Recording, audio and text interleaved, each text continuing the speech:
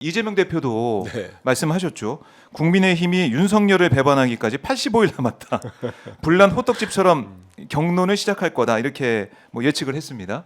의원님도 뭐 비슷한 같은 생각이실 것 같아요. 그럼요. 예. 그걸 보고 대표님께서는 이제 저도 이제 보니까 최대 100일을 주셨고 최대 100일. 최대입니다. 최대 85일인데 네. 저도 볼 때 저는 그 기간 가지 못할 거라고 봐요. 아, 그 전에 제가 보니까 대표가 말씀하신 최대 85일 100일은 뭐냐면 네. 좀 뭐 이런 얘기긴 합니다만 저는 우리 국민들이 계시기 때문에 우리 민주당을 좋아하시고 지지하는 국민들이 계시니까 네. 다음에 우리가 대선 이후에 최종 국민의힘이 아예 파산 선고 받을 때까지 그때를 100일로 보신 것 같은데 예. 저는 그 전에 헌법재판소에서 대통령 윤석열을 파면한다는 선고가 나오면 그때부터 대혼란이 벌어질 겁니다. 대혼란이 벌어지고 나눠질 겁니다. 뭐 김문수 장관이 네. 김문수가 어떻게 나는 윤석열을 버린다 이걸 바로 얘기할 수 있겠습니까? 그 쉽게 못할 거예요. 예. 그렇게 하는 순간 그 아주 강력한 지지층이 빠지기 때문에 그것 때문에 지금 국민의힘 지지자 중에 1등을 하고 있잖아요. 그래서 쉽게 못 보낼 거예요. 그래서 전 재밌게 보는 포인트들이 몇 개 있는데 예. 이제 딱 선고한 직후에 그 국민의힘 지도부가 어떤 입장을 낼 거냐. 그리고 주자들 간의 입장을 우리 기자들이 우리 박 기자님부터 안 묻겠습니까? 그럼 다 물어볼 겁니다. 다 물어야죠. 그럼 거기에 대해서 뭐 그렇게 말 안 하겠다고 뒤로 빼는 것도 하루 이틀이지 입장을 얘기를 할 거예요. 그러면 결국은 그러니까 탄핵에 대해서 탄반으로 갈라지게 될 겁니다. 갈라지게 되고 주자들도 갈라지고 혼란이네요. 지도부는 결국은 저도 뭐 듣는 얘기가 있는데 지도부는 이제 뭐 수용 못한다고 못할 거예요. 처음에 뭐 반발하고 비판하더라도 이거 아니 그러면 수용을 못한다. 그럼 국민의힘 대선 후보 내면 안 되죠.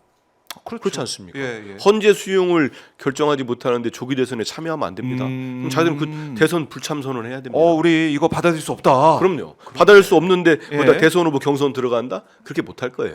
그럼 결국은 뭐 궁시렁 하면서 이제 그쪽으로 갑니다. 가면서 이제 후보들 간에 전 1차가 그러면 이제 이 의석이 100석이 넘기 때문에 우리 민주당도 마찬가지고 국민의힘 108석이잖아요. 그러면 이제 급변침을 해야 됩니다. 아무리 천천히 돌린다고 해도 항공모함급이에요. 배로 따지면 변침하면은 배 빨리 돌리면 침몰합니다. 그렇죠. 침몰하죠. 그럴 가능성이 높고 두 번째 저는 이제 국힘 지도부가 경선에 들어가면은 컷오프를 어떻게 할까부터 저는 컷오프 딱 걸릴 거예요. 어떤 의미죠? 지금 한 10여 명 넘잖아요. 그러면 이거를 4명으로 자를 거냐, 5명으로 자를 거냐, 몇 명으로 자를 거냐. 왜냐면요, 만약 예를 들어서 4명으로 자른다고 한다고 볼 때, 뭐 4명 넘어가 너무 많잖아요. 사실 컷오프하면 우리가 생각할 때 4명 정도 생각 항상 하죠. 4명으로 했는데 둘 나눠가지고 2명은 탄핵의 찬성파 후보, 2명은 탄핵의 반대파. 그러면 토론회 TV 토론 한번 해보십시오. 재밌겠다. 난리 날 겁니다. 난리 날 거예요. 저희들은 뭐 이렇게 지켜보면 됩니다. 무슨 일 나는지 보면 될 것 같습니다. 그런 과정들 보면은 저는 지금의 이런 본인들이 광장 가가지고 헌재를 파기하겠다. 헌법재판관들을 모욕 주고 욕지거리를 하고 예전 같으면 그 전모 목사라고 했던 분 있지 않습니까? 그분 옆에 가가지고 머리 한번 조아렸다고 당에서 징계 내립니다. 맞아요. 그래 왔어요. 근데 지금은 가가지고 90도 절하고 그냥 그 옆에 그냥 붙어 다닙니다. 한 몸이 된 것 같아요. 세트처럼. 그런데 아무도 징계의 징자도 못 꺼내고 있어요. 이걸 우리 국민들이 다 보고 있습니다. 대다수의 국민들이 보고 있어요. 근데 이 정당이 방향을 확 돌릴 수도 없고 이런 상황에서 저는 상당히 혼란스러움을 보이면서 국민들로부터 한번 크게 혼이 날 거다. 나고 이제 아주 매서운 심판을 받으면 대표님 말씀대로 이자들은 언제 우리가 윤석열을 지키겠다고 했습니까? 하면서 저희 근데 다 이렇게 박제해놨잖아요. 그럼요. 다 박제해놨잖아요.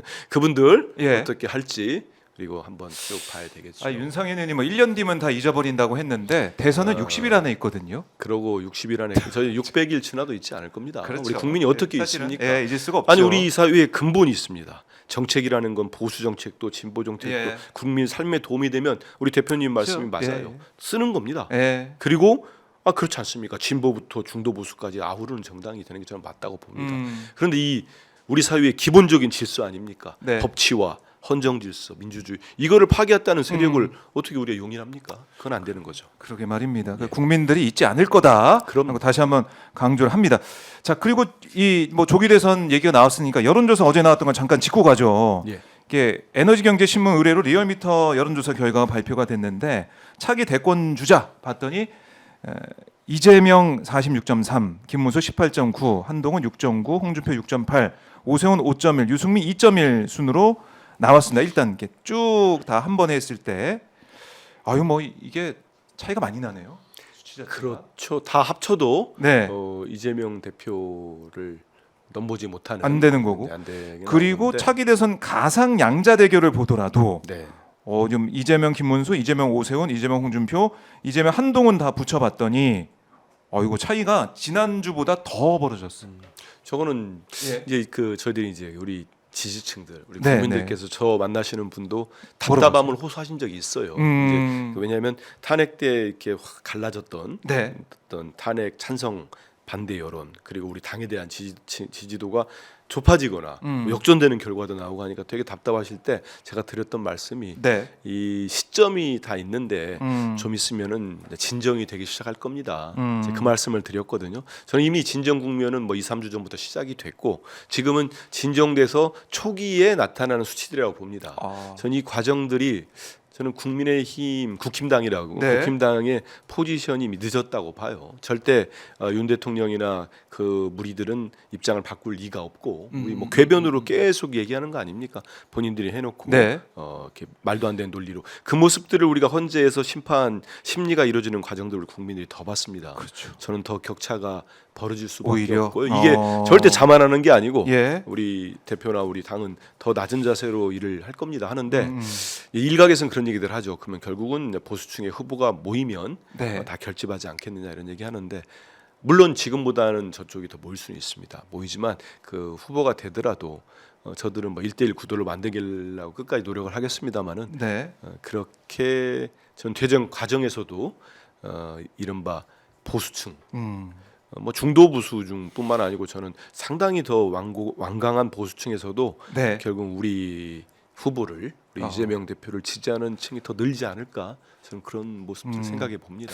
오히려 격차가 더 벌어질 가능성도 있다. 그렇게 보이고 에너지 이번에 리얼미터 조사를 예. 보니까 중도층이 표본이 확실히 많고 제가 뭐 숫자까지 안 타도 보수가 진보보다는 또 많습니다. 네. 아마 보면은 근데 이게 뭐 그래서 이렇게 벌어졌다기보다는 전 중도층에서 이미 표심이 7대 3 정도로 이제 가고 있어요. 네. 그런데 저분들이 지금 저는 엊그제 얘기한 그 서천 의원 발언이 상당히 또 이거 충격을 크겠네요. 예. 줄 겁니다. 왜냐하면 이건 아닌데 그 저는 1차 충격파 중에 하나가 서부지법 난동 사태거든요. 예. 그거 보면서 상당히 완강한 보수들도 저건 아니야. 저렇게 하면은 우리 대한민국 유지가 안 돼. 지금까지 이런 이렇게 생각합니다. 이제 법원 폭동이 일어난 적이 없으니까. 없었죠. 한 번도 없었죠. 저거는 그들도 충격을 받은 거예요.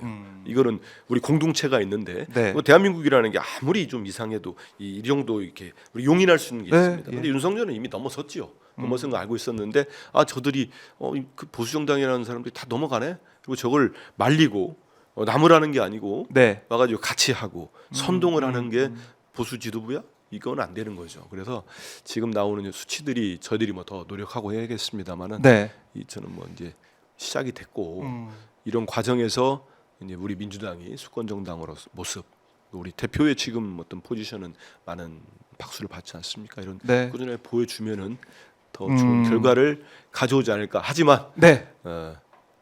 조기 대선 투표 당일까지 그리고 최종 그렇죠. 정말 예. 열심히 해야 된다. 제가 말씀드리는 거는 저는 12월 3일 이후로 단 한 번도 긴장을 풀어본 적이 없습니다. 이제는 헌재 결정 나고 전 최종 우리 새로운 우리 민주당 정부를 만들 때까지 긴장 풀지 않고 저랑 같이 네. 많은 분들 노력했으면 좋겠습니다. 그래요. 지금 보면 이제 국민들께서 이제 여론 수치도 그렇고 보면은 중도층에서 확실히 이제 국민의힘을 평가하는 게 분위기가 달라지고 중도도 대답을 많이 하기 시작했고 네. 입장을 보이고 있다라는 건 느껴지고 있고요. 이재명 대표 지금 수치적으로 앞서가고 있는 상황이고 이제 보수 쪽 주자들 보면은 김문수 장관이 계속 잘 나오고 있어요. 수치가 이게 좀 유지가 될 것 같습니까? 어떻게 민주당에서 저는 판단하십니까? 민주당에서는 판단 안 합니다. 그냥 대변이 어떻게 이거 대변인도 아니고요. 그냥 정치인 한민수로서 알겠습니다. 보겠습니다. 왜냐하면 당에서 이런 거 뭐 그렇게 보진 않으니까 알겠습니다. 저희 일만 하고 있기 때문에 한민수 의원 개인적인 저 개인적으로 볼 때는 생각을, 김문수 후보가 훅 한 번에 빠지지는 않습니다. 빠지지 않을 거라고 봐요. 왜냐하면 또 저게 유지가 되는 이유가 이미 그 상당 부분에 아주 정말 조금 논리적으로 잘 설명이 안 되는 층들이 김문수 후보 쪽으로 몰려 있다고 봅니다. 네. 그분들은 이제 윤석열은 탄핵의 사유가 없고 계엄도 찬성하는 사람들이에요. 그 세력이 있습니다. 그분들이 붙어 있기 때문에 네. 그분들은 김문수 후보가 이제 여러 가지 만약에 토론에서 김문수 후보가 예. 나는 탄핵에 반대하는 게 사실 아니었다. 이제 생각해보면 난 탄핵 찬성입니다. 이렇게 해서 만약에 바꾸고 난 윤석열 같은 대통령은 없었어야 됩니다. 이 정도 나오지 않는 한 김문수 장관 그러지 않을 거 아닙니까? 저는 한번 국회 와가지고도 그 계엄을 선포하는 국무회의에서 있었잖아요. 그래서 그 우리 서영교 의원님이 그러셨나요? 국민들에게 사과해라. 근데 유일하게 일어나지 않은 국무위원이 김문수였어요. 그 모습에 많은 게 아니죠. 지금 김문수 장관에 대한 지지층이 저는 그 시점이 좀 분기점이 됐다고 봐요. 그때부터 뭉쳤다고 보거든요. 근데 그러면 우리 그 국힘에 그 아주 열성적인 윤 대통령과 거의 동일체되고 있는 그 지지층이 좀 있습니다. 거기에 그 이상의 충격을 주지 않는 한 거기는 쉽게 깨지지는 않을 겁니다. 그러면 이제 김문수는 그렇게 갈 거고요. 그럼 이제 한동훈 대표가 있죠. 한동훈 후보가 있고 저는 근데 나머지 지금 한 4분 정도를 그 중에서 이제 뭐 본선 그들의 경선 컷오프 이상을 통과할 만한 후보가 4분 정도 있다고 하는 거 아닙니까? 그쪽에서. 그럼 그 중에 한 2분 정도는 그 가면 갈수록 조금 쉽지 않은 상황이 될 수도 있겠다는 상황을 봐요. 그게 이제 명태균 게이트가 있겠죠. 명태균 게이트 저희 뒤에 좀 더 얘기를 나눠보도록 하고 일단은 보니까 이제 한동훈 전 대표도 지금 뭐 이 윤석열을 향해서 뭔가 좀 유화적인 제스처를 또 보이고 있더라고요. 지금 워딩을 보니까 윤석열 정부 뭐 잘 되길 바라고 있었다라고 얘기를 하면서 뭐 어떻게 보면은 그동안 부딪히고 어쨌든 뭐 김건희 문자 익심 논란이 있었고 해서 여러 가지로 한동훈 전 대표 입장에서 어려운 상황을 맞기도 했었는데 지금은 국민의힘 지지를 가지고 가야 되니까 또 윤석열 정부 잘 되길 바랬고 뭐 이런저런 얘기를 좀 하는 것 같아요. 잘 되길 바란 거는 뭐 그럴 수도 있다고 봐요. 왜냐하면 장관도 하고 2인자 황태자까지 했기 때문에. 그런데 이미 두 분 사이는 도저히 뭐 안 됩니다. 그리고 이번 비상계엄 때 체포를 해서 뭐 거의 뭐 그냥 죽이려고 했다는 거 아닙니까? 그 명단에 한동훈 대표도 전 대표 들어 있었기 때문에 가서 물어봤다는 거 아닙니까? 왜 나를 잡으려고 했습니까? 이렇게 물어본 사이인데 그 얘기는 뭐 추가했다는 것도 있잖아요. 전화하고 야 이거 하나 빠졌다. 그래서 한동훈 추가시켰다는데 그런 사이에서 지금 저런 얘기를 한다고 해서 한동훈 대표가 갑작스럽게 예전에 전당대회 때 뭐 60한 4~5% 얻었을 겁니다. 그런 것처럼 치고 올라오기는 저는 쉽지는 않다고 봅니다. 그런데 저게 이제 뭐 여러 가지 이제 공학적인 뭐 판을 짜려고 하겠지만 그 한계가 분명히 있을 거라고 봐요. 근데 뭐 누가 내려가고 올라가고 이런 과정들은 좀 봐야 되겠죠. 그래서 한 대표는 글쎄요, 저는 뭐 검사라는 직함을 지우고 책을 낼 때부터 이분이 전 당장은 아니더라도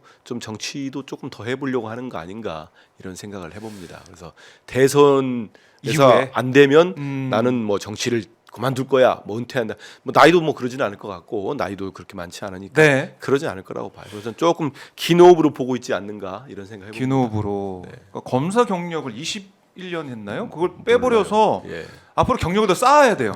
너무 경력이 없어. 본인의 정체성을 아예 부인하고 나왔어요. 그 얘기는 이제 뭐 이번 대선에서 이제 아무튼 뛰기가 끝까지 뛰겠죠. 저 끝까지 뛴다고 봅니다. 절대 중도 포기는 없을 거예요. 그래야 한동훈도 다음이 좀 새도 붙어 있는 거지. 중간에 가다 포기하면은 아예 사라질 수도 있습니다. 근데 거기 책에다가 이재명 대표 얘기를 72번인가요? 써놔가지고. 그거야 뭐 당연히 할 얘기가 없고 기본적으로 이제 크게 머릿속에 예. 컨텐츠가 들어있지는 않는 것 같다 이런 생각을 해봅니다. 그리고 저는 그 대선을 네. 대권을 생각하는 분들은 기본적으로 비전과 방향이 있어야 돼요. 근데 한 대표는 이번에 그 책에서는 네. 전혀 보여주지 못했고 일단 애매해요 그분 자체가. 그래서 이재명 대표를 공격을 해야 그래야 또 뭐 국힘당의 열렬 지지층을 못 조금 소구가 되니까 예. 그런 모습을 하고 또 한쪽에서는 그 윤 대통령과 같이는 못 가는 거고 뭐 자기 이렇게 잡아가려는 사람 어떻게 같이 갑니까? 못 가는 그러게요. 거고 예. 그런 포지션이 있는 거죠. 아 그렇군요.